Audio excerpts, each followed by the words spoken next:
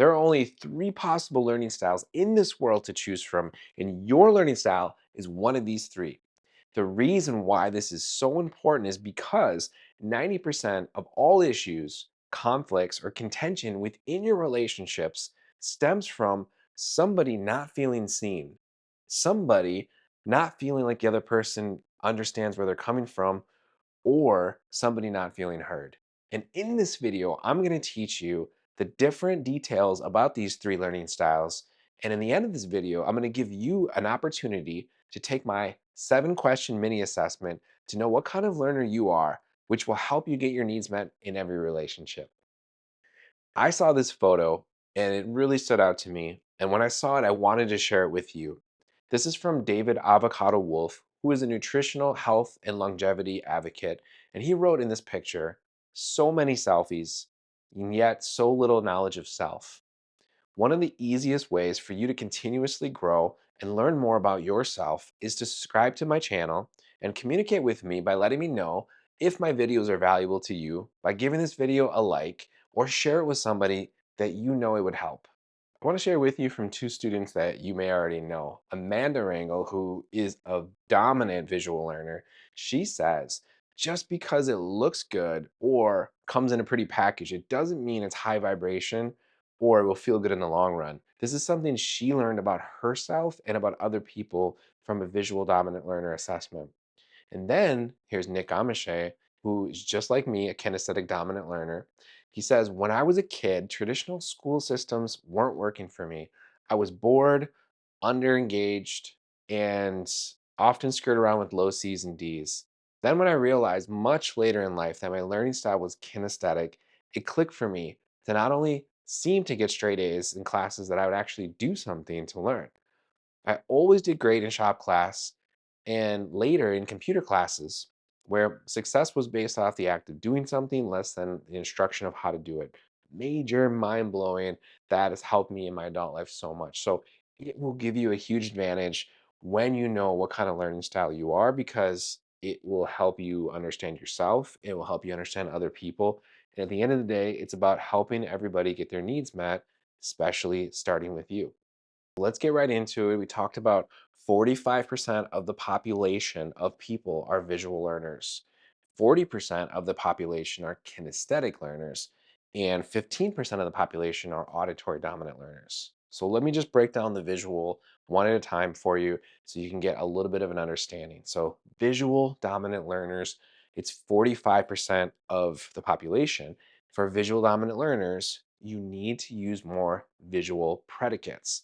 Visual predicates are something like see, visualize clearly, certain words that actually lights up their brain, their mind, their neural networks that they actually understand what language you're speaking when you say their words. Even if you're speaking in the same language, you got to use the same words that they need. They need to see and visualize something in order to understand, whether they see it first in the physical world or they internalize it within their mind. They need to first get a clear picture in their mind before they can understand something. They need to be seen to feel loved. They need to be recognized. They need to be seen, actually looked at, but actually seen. They need to feel that. And it has to do with the visual sense. And the last part for this is, which is a really, really huge clue, the majority of women on the planet are visual dominant learners. Not 100%, but the majority of women are visual dominant learners. So this will give you a huge advantage when you're working with people, when you're talking with women. You might be a woman, but you know a woman, you're born from a woman. So we all have these different things in life that would just give us an advantage. Visual dominant learners have a specific way they want to be communicated from. Kinesthetic is going to be a little bit different. But before I go any further, let me ask you a question. Do you know what type of learner you are and the closest people to you around your life and how to talk to them in a way that they feel heard, seen, and loved every single time? Let's chat in the comments because I would love to help you better understand both yourself and your loved ones. Let's move on next, though, to kinesthetic dominant learners. So the thing that you need to understand with kinesthetic dominant learners, it's 40% of the population, another huge number. And kinesthetic dominant learners, they need to feel, whether that's physically with their hands or their body, or experience it, whether that's internally, in order to understand something. Visual, they need to see it with their eyes or actually get a mental picture of it. Kinesthetic, they don't need to see it with their eyes as much. The hands are more important than the eyes for kinesthetic dominant learners. Visual need to get a picture, they need to actually get a sense of feeling for it. And they need you, kinesthetic dominant learners, they need you to use more kinesthetic predicates, things like grasp, feel, touch, things like that. This is really, really important to use words that light up their neural networks so they can get an understanding and get a clear feeling of what you're actually saying. As I go through this, you're going to start to see how communication can be like three separate like lanes. People are just, two ships passing in the night, but we want to get on the same page and on the same track because that's what it's all about. Kinesthetic dominant learners, they need to feel, they need to feel in order to feel loved. They need to be felt by other people. If they share something and you were to say, like, yep, yep, I hear you, and you're not looking at them and you're not actually engaged, you're not giving them your attention, they can feel it. So they're not going to actually feel that connection with you. That's why it's really, really important to use the words, and physical touch is really important. And also just energetic touch or energetic connection as well. This is another huge clue with this. 40% of the population is kinesthetic dominant learners, and the majority of men are kinesthetic dominant learners. Again, visual doesn't equal female, kinesthetic doesn't equal male because there's men that are in all categories, women in all categories. And if you have hands, if you have eyes, if you have ears, if you have a mouth, you do all these things. We all do all these things. It's just that we have a dominant track of communication that our body language and our verbal language gives us clues. So, kinesthetic dominant learners, they need a little bit different communication style than visual. But let's get into auditory next. Next, we have auditory, which is 15% of the population, which is a small number.